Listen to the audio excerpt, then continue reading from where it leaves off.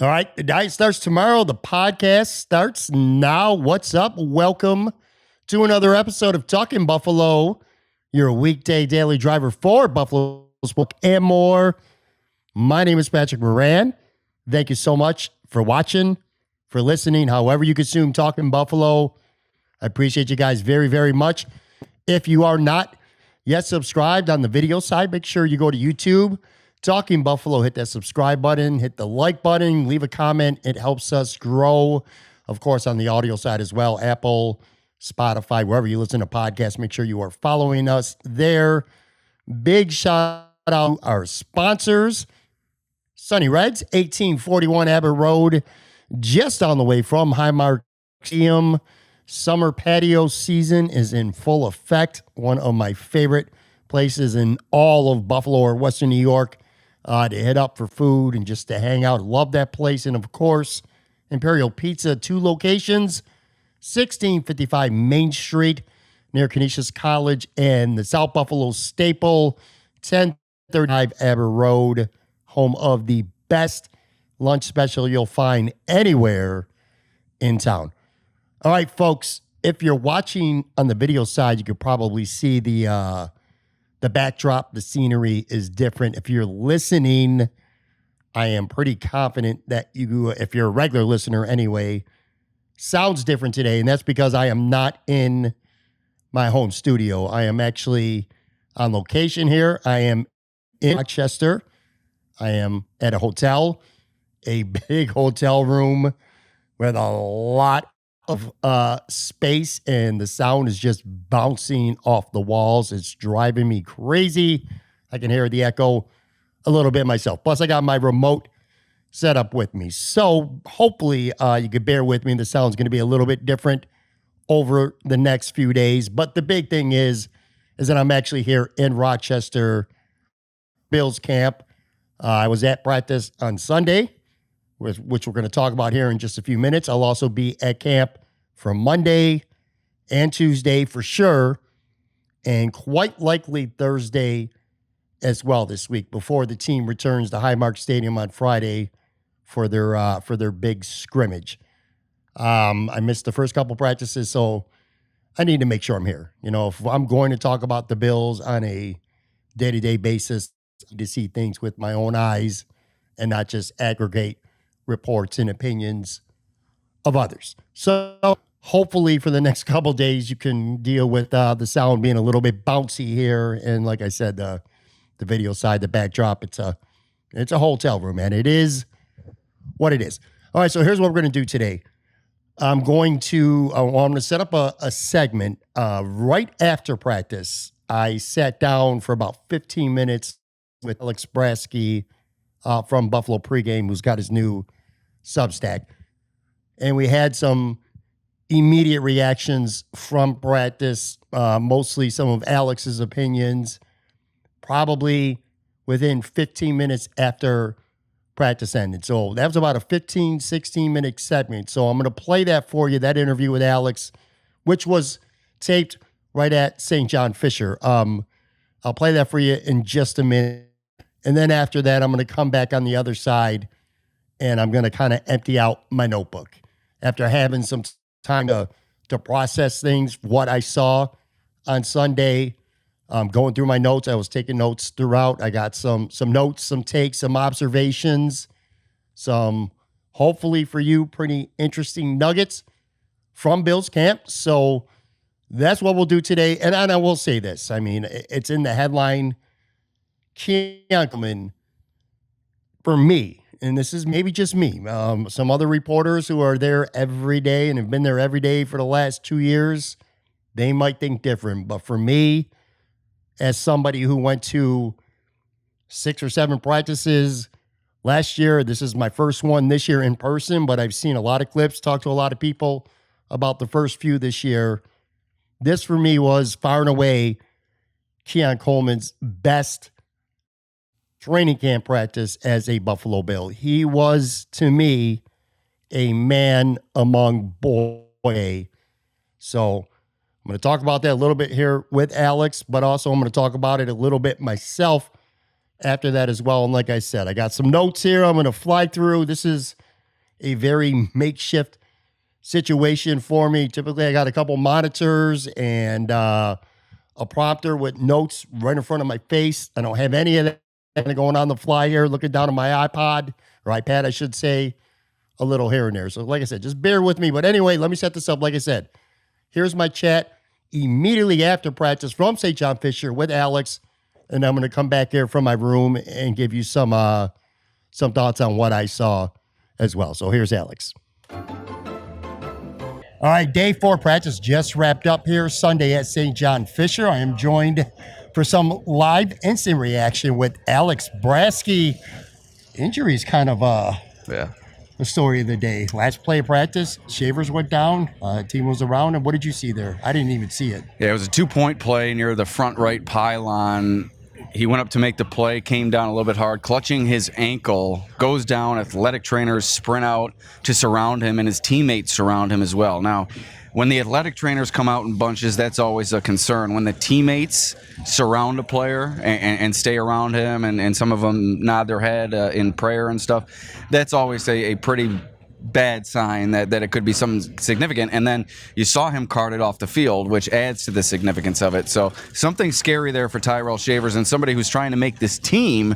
Certainly not a good thing for him. Yeah, and I'll tell you what, Shavers was getting a little bit of extra opportunity today because sticking with the injury theme, Curtis Samuel missed practice with a hamstring injury, as did Terrell Bernard. We'll talk about that as well in a second. But Shavers was out there getting a lot of first-team reps. I didn't see a lot of Elijah Moore out there. Was he resting today? I mean, I didn't see him in team stuff. If he did, he didn't really do anything that stood out to me when I was able to see some of the plays anyway. You know what? That's a great point. That's the first time that thought has crossed my mind today. I did not see a whole lot, if any, Elijah Moore today, and that is very unusual.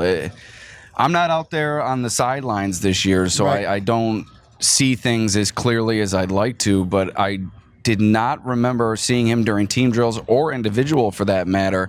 We'll have to follow some of the beat reporters' updates and practice and attendance reports. But, yeah, I mean, with Shavers receiving some extra opportunity, Josh Allen and he seem to have a steady connection, and with this injury, him going down, that connection is going to be disrupted. I did see Elijah Moore doing some individual stuff, so I mean, he could have gotten dinged up at some point. He wasn't involved during team drills, and I didn't see any reports that he exited the field.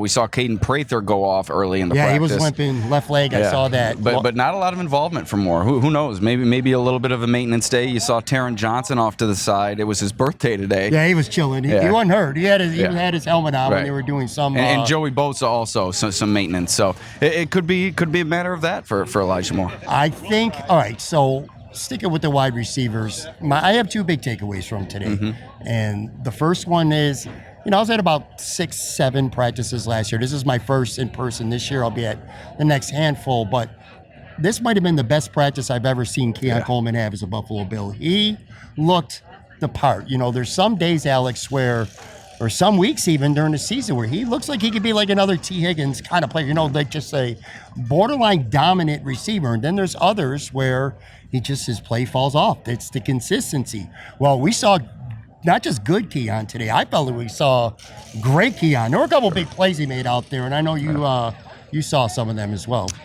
Yeah, I think that, and I said this on the radio yesterday on WGR, I think that's just what you're going to see from Keon Coleman. You're going to see some flashes of brilliance. You're going to see some disappointing moments.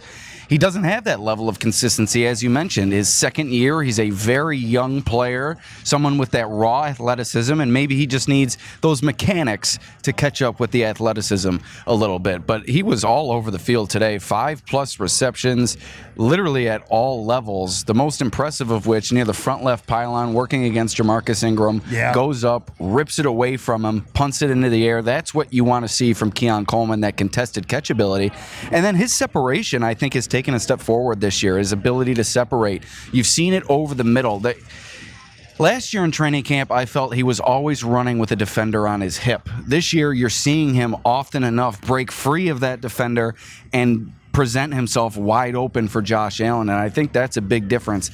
Gaining that separation over the middle, giving him a chance to use that physical body in terms of yards after catch, and that's been something that's been impressing me. Now, You have to take it somewhat into context because on day one, he was matched up steadily with Christian Benford, Right. and that's when he struggled. Since then, they've kind of laid off Benford in terms of matching him up on Keon Coleman, and a lot of the big plays you're seeing him make are coming against Maxwell Hairston, Jamarcus Ingram, as I mentioned, players that aren't to the level of Christian Benford, but training camp's about building confidence, and I think that's exactly what the Bills are trying to do with Keon Coleman, and it's paying off. I'll tell you what, too, when you said it perfect, he was making plays at all levels of the field.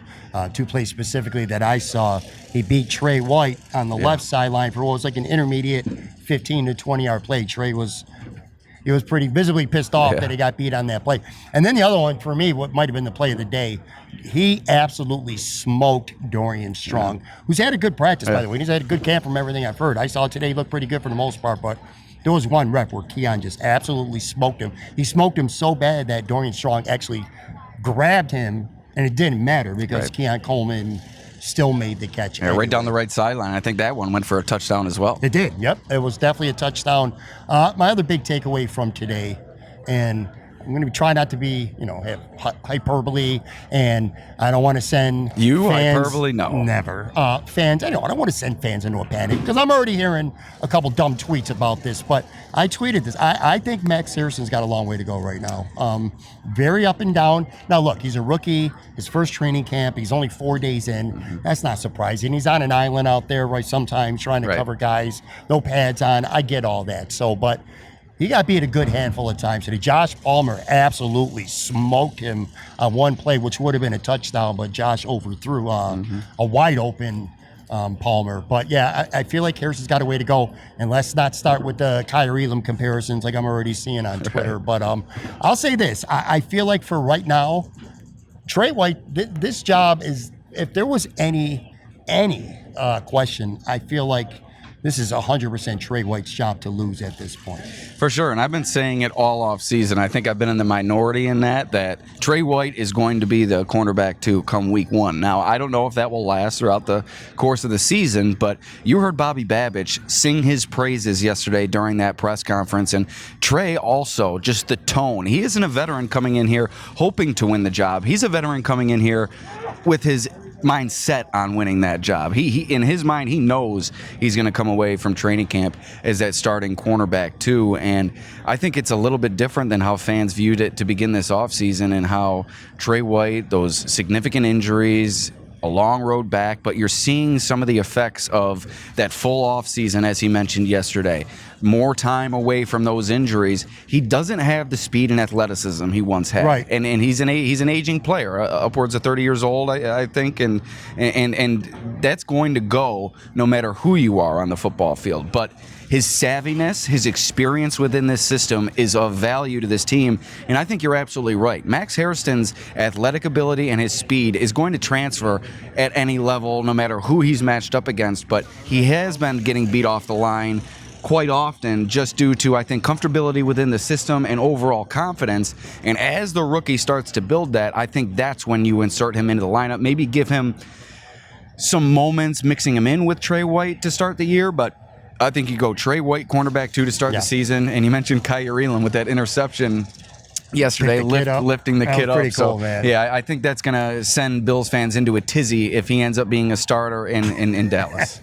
I'll tell you another thing, too. We were talking about competition, something, and I feel like at this point it's safe to assume I was wrong. I thought there was going to be a legitimate safety competition, and that has not materialized. It clearly looks like Cole Bishop is going to be the guy. Cole Bishop took every single first-team rep, at least when they came out there to start first-team reps, whether it was 11 on 11, 7 on 7.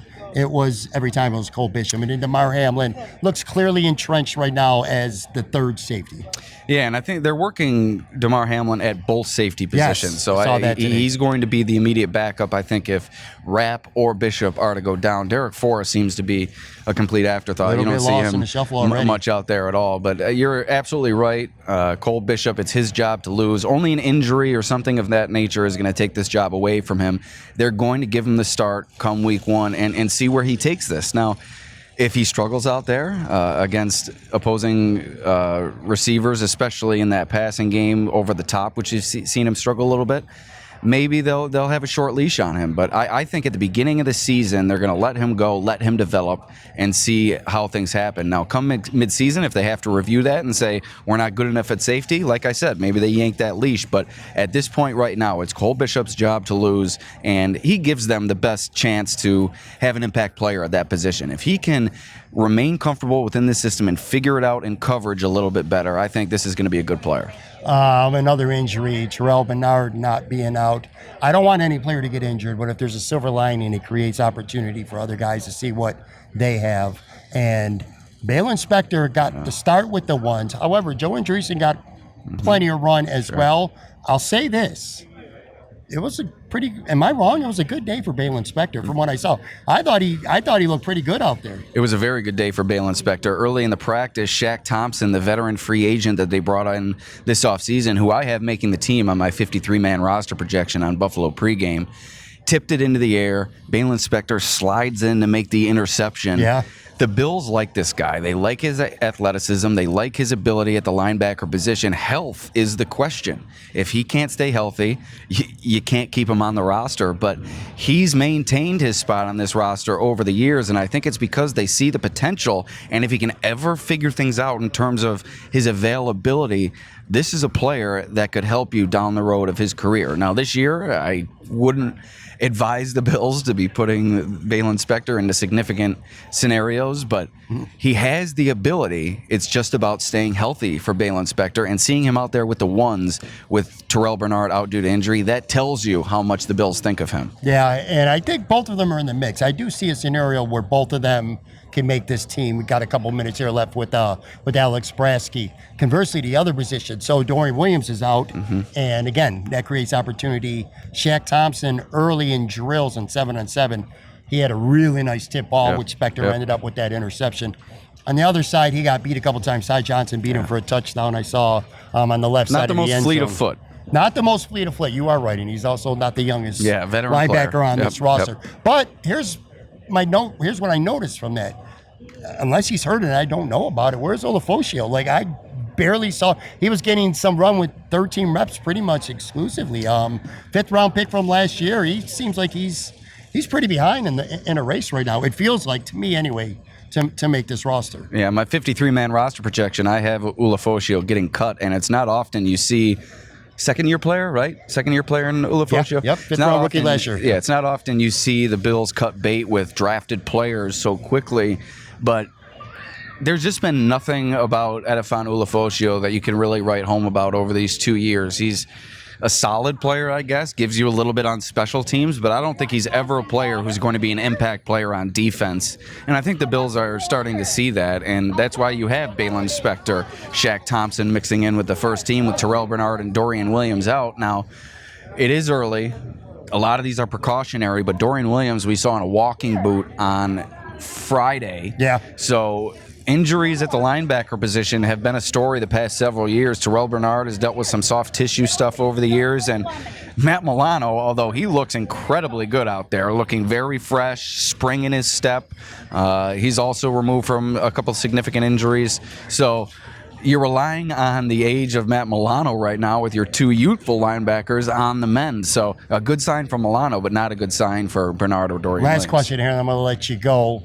Cam Lewis, I saw you tweeting about him earlier. Talk about a guy who I think a lot of people were writing off, especially because rookie Jordan Hancock is getting reps at nickel corner, but both of them might make this team because Cam Lewis is looking really good. He had a batted ball out there today. He's had a good camp, and I kind of wrote him off, and I'm not doing that anymore based on what I've seen. 2 straight good days for Cam Lewis. He had a couple of pass breakups on Friday, another one today. I had it in my notes, but I forget who he was running with down the field. I want to say it may have been Keon Coleman, but not sure. Lewis is a player with versatility, can play that nickel corner, can play safety, and I think more of a stranglehold that Cole Bishop gets on this safety position, the more apt the Bills will be to keep Lewis on this roster once again, because you may not need that exclusive safety talent as in a Derek Forrest. You might trend and straight more toward the player who can play multiple positions. And I think Dorian Strong and Jordan Hancock, the two rookie defensive backs, are shoo-ins to make this roster. Dorian Strong has really played well out there, mixing in against the first-team offense at outside cornerback. So I think those two are set to make the team, and Cam Lewis, what he's shown over the past 2 days, certainly trending toward maintaining his roster spot as he has the past few years as well. Based on what I've seen, Dorian Strong clearly ahead of Dane Jackson right now with the pecking order at corner. And then last thing, to shout out Jamarcus Ingram. Uphill battle to make this team. Play of the day, though. It was right in front of me. It looked like Davidson was wide open up the seam. Missed Trubisky, didn't get enough on or whatever, and Ingram kind of stepped in and he made a beautiful interception. Yeah, dove after it.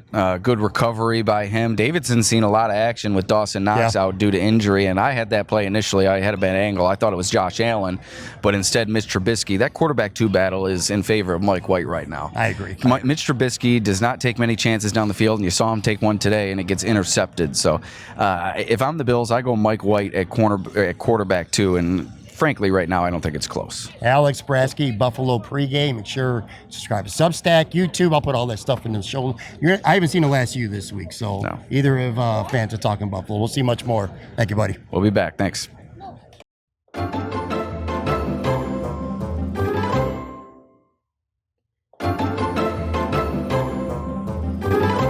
All right, that was Alex Brasky again. We recorded that just maybe 10 minutes or so after practice had concluded at St. John Fisher. In the moment reactions, I got a couple follow-ups to get to here in just a second. Before that, though, real quick, I want to let you know, if you do, Thursday night, Sunny Reds, big live show, Joe Marino from Locked On Bills, Jeremy White from WGR 550. Both of them are going to be in the house with me at Sunny Reds, 1841 Aber Road. Showtime, 8 p.m. Those guys will be in the house well before that. So if you want to come up, you want to say hello to Jeremy, say hello to Joe, hang out, shoot the shit. Both of them accessible, cool guys. Love meeting the fans. Stop up there. Great food. $1 chicken tenders. Love that special. By the way, so stop up to Sunny Reds. And if you can't, Thursday, video side, 8 p.m., live stream, podcast will follow, of course, on Friday morning. All right. I want to get to a couple things. Some of them I talked about with Alex. Some of them I kind of want to follow up on. I was taking notes throughout practice. I've had some time. I'm back here in the hotel, which, again, like I said at the beginning, if you're used to, well, what I like to think anyway is pretty high quality production and quality audio. I do apologize.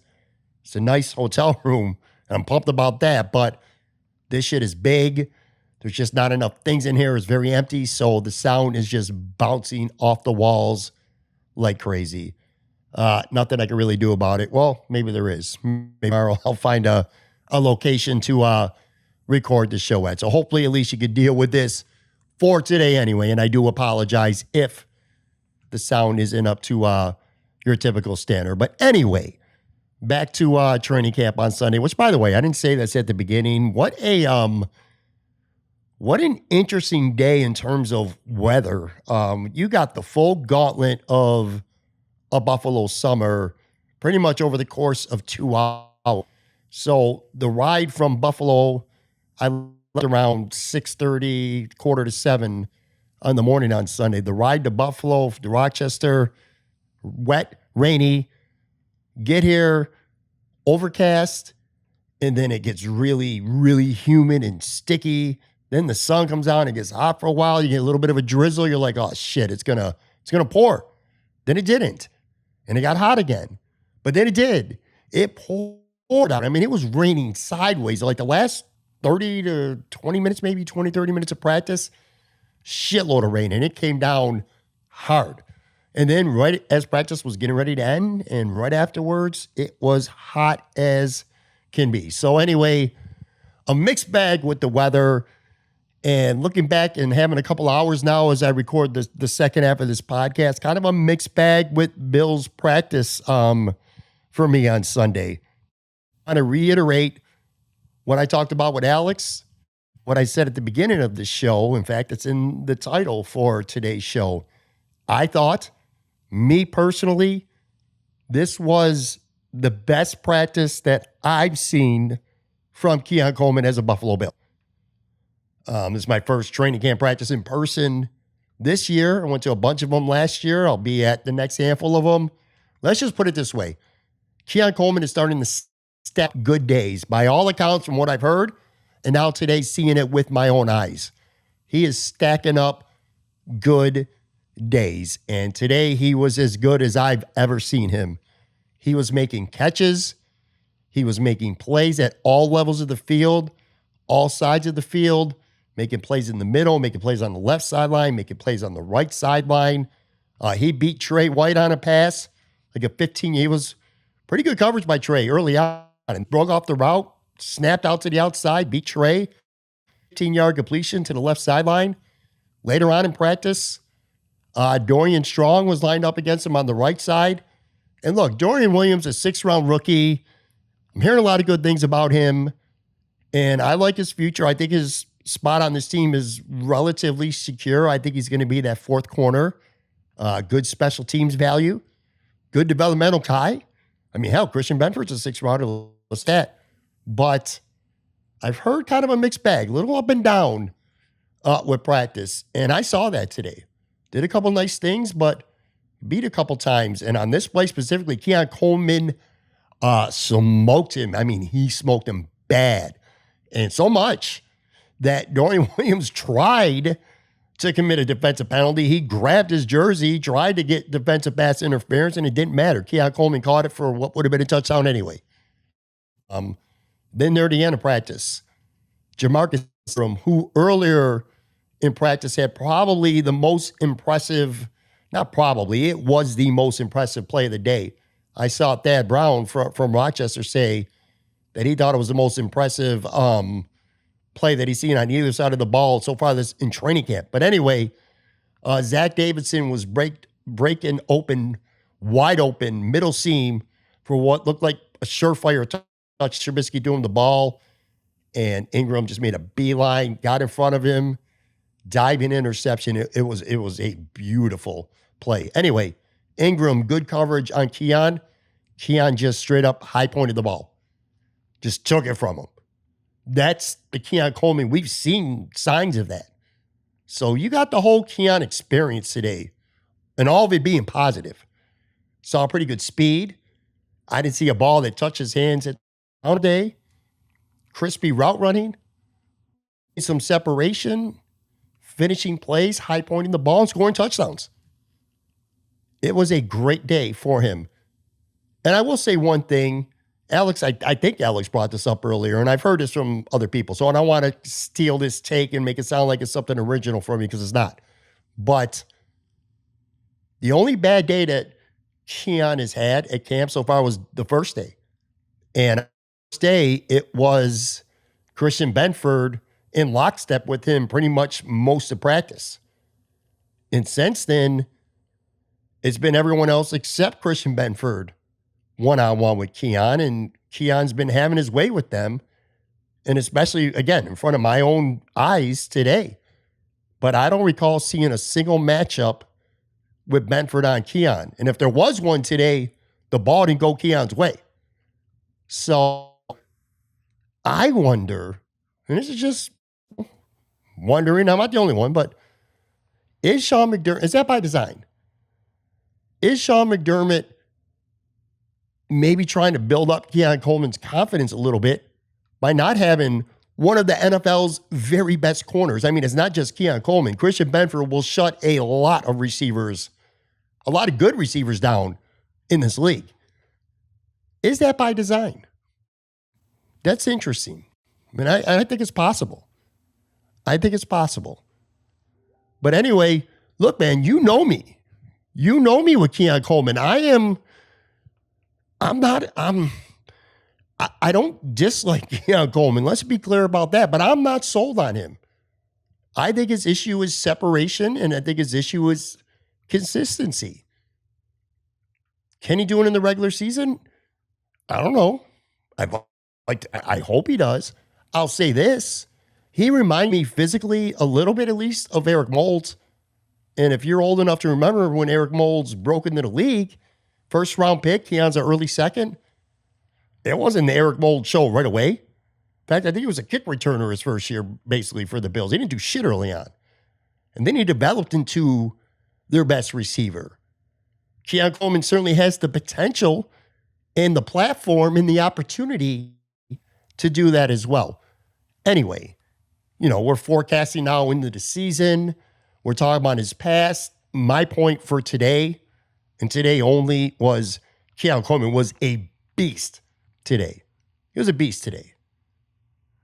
The people who stuck out to me in the most positive way today, he'd probably be right at the top. And if it wasn't him, it would be James Cook. One of those two guys. It just looked like they had an extra gear today, and you love to see it. Inversely, I hit on this a little bit with Alex.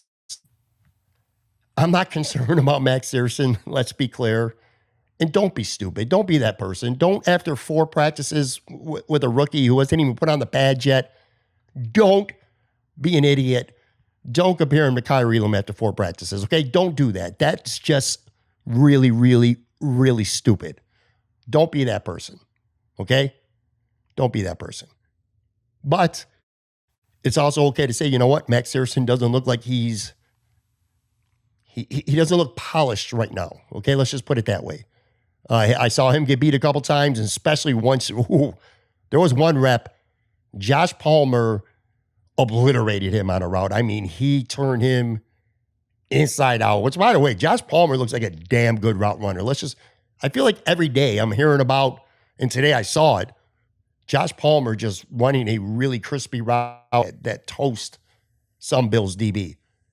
Again on Sunday, would have been a touchdown. And it was Josh. It wasn't a backup. It was Josh. Josh overthrew him. But Palmer had Harrison smoked.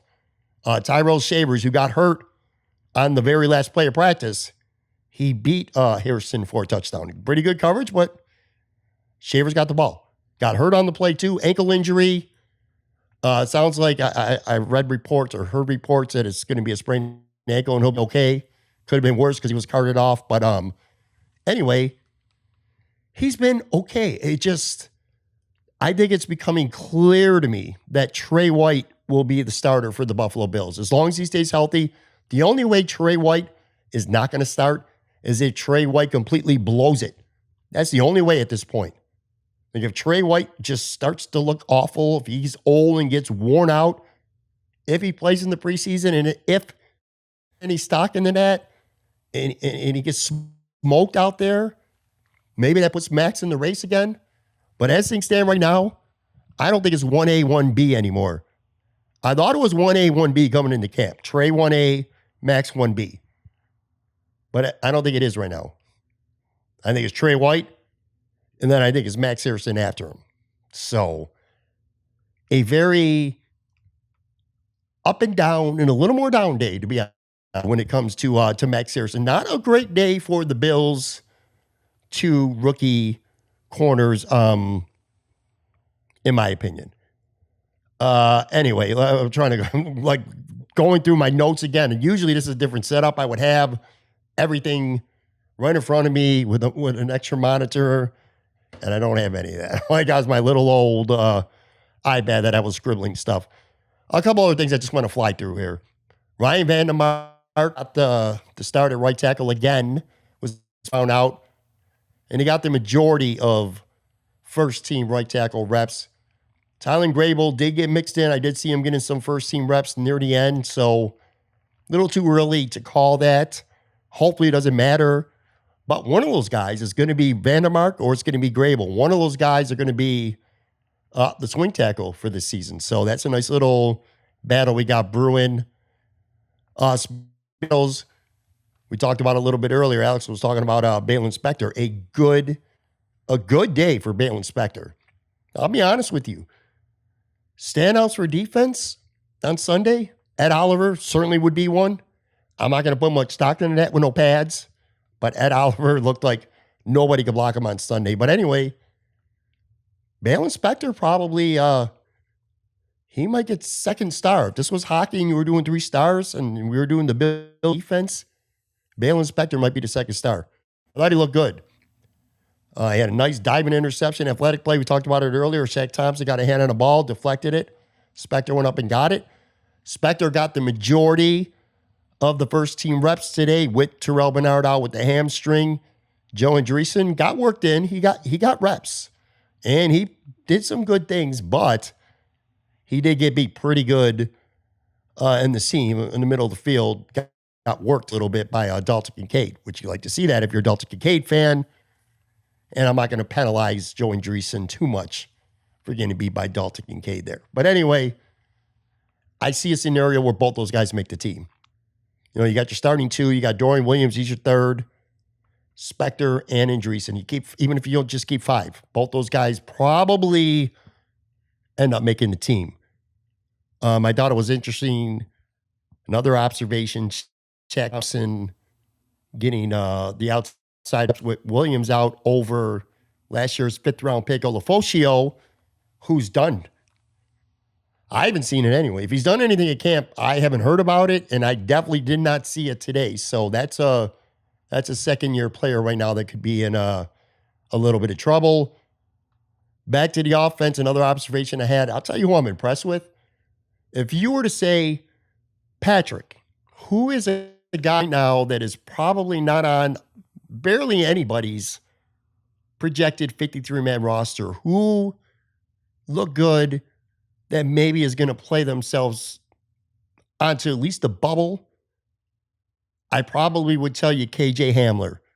He looked good. He looks fast. I mean, we know he's fast, but he looked fast on the field, like football fast today.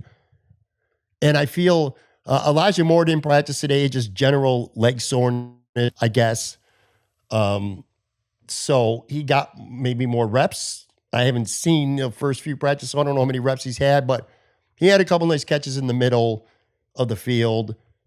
Look, if he could do a good job out there as a receiver, we know he can return kicks and punts. I think KJ Hamler could be in the mix.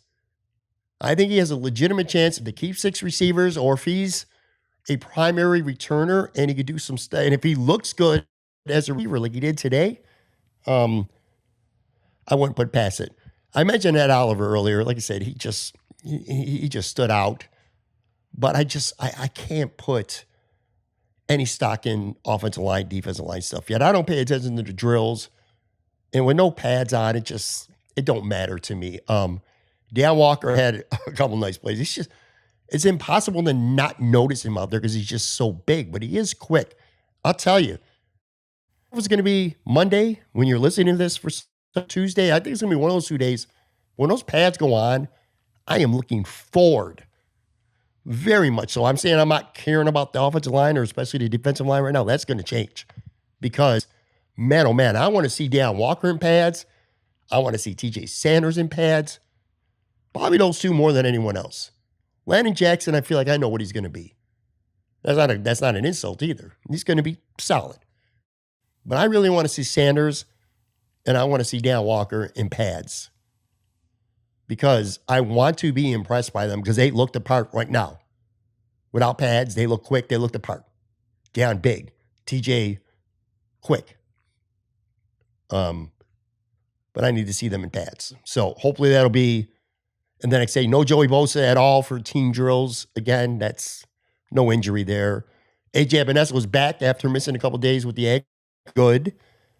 Who else? I got to look at my notes here. Teron Johnson, veteran rest day. He was fine. He didn't play. He did go out there when they were installing some kind of call, some kind of blitz or play call, whatever. He didn't even have a helmet on, but he was fine. Also his birthday. Alex talked about it. Cam Lewis, opportunity. Opportunity for these backups. Training camp for these guys is about opportunity. Whether it's a veteran rest day with the guys in front of them, whether it's because they're nicked up because of an injury, it's about getting an opportunity and seizing it. And Cam Lewis is doing that. I was very impressed with Cam Lewis today. Alex talked about him. A good day for Cam Lewis. So there you go. There's my third star when I went and talked about hockey style defensive 3 stars. And I'll be honest with you, I don't want to say I wrote him off. He was on the outside looking in on my 53-man projection going into camp because I'm like, Jordan Hancock's playing slot corner. He's probably going to take a spot. Now, I'm starting to think that Cam Lewis and Hancock are both going to end up making this football team. So Cam Lewis was impressive, which kind of gets to my last point when I just said both of them will make the team. Something I really expected that happened going into camp, and it just has not happened, was and I'm happy it's not, but a legitimate battle between Cole Bishop and Damar Hamlin. It has not materialized. Cole Bishop got pretty much every first team rep today. Again, and it's been that way all of camp. I thought it would be Bishop on day 1, Hamlin on day 2, maybe Forrest on day 3, and so on. No.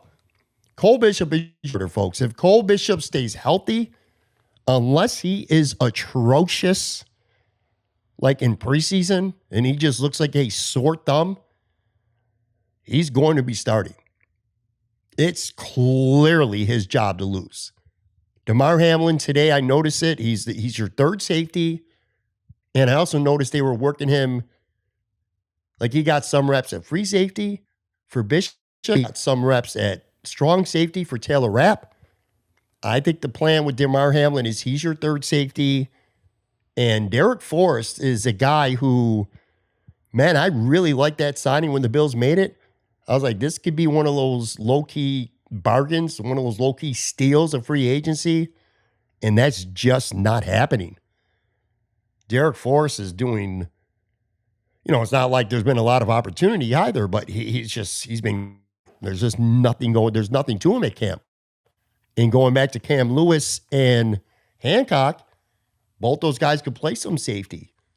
And they both play special teams. So I could see Cam Lewis and Hancock making the team with Rapp, Bishop, and Hamlin, and not having a fourth, just pure safety. That fourth safety could be a combination of Lewis and or Hancock. So I don't know, man. Derek Forrest is going to have to find a way to step up somehow, some way to make this team. Anyway, all right, that's going to do what I want to get out of here. I've been here long enough. We'll see if I can figure out a little bit on the sound front for tomorrow's show.